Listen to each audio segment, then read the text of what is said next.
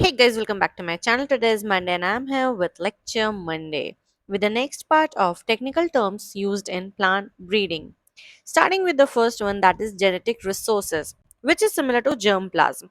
That is sum total of hereditary material or genes and their alleles present in a species. एक species में जो total alleles present होता है that is germplasm.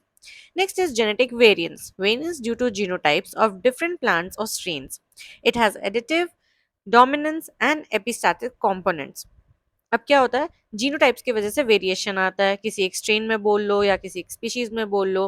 ये अलग अलग टाइप का होता है. ये एडिटिव भी हो सकता है, एपिस्टैटिक भी हो सकता है और ये डोमिनेंस भी हो सकता है. जब एपिस्टैटिस होता है तो वो मास्किंग इफेक्ट एंड ऑल दिखाने शुरू हो जाता है.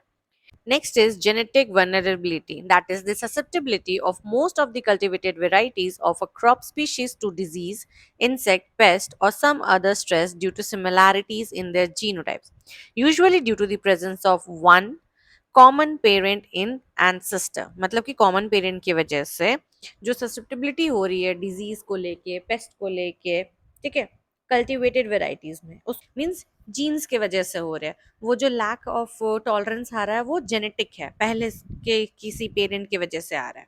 Next one is genetics. ये क्या है? ब्रांच है of course of studies. A study of the mechanism of transmission of characters from parent to their offspring, origin of variation and gene action.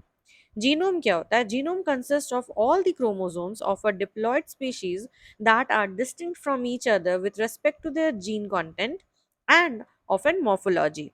Members of a genome do not pair. In molecular genetics, sum total of the genetic information present in an organism.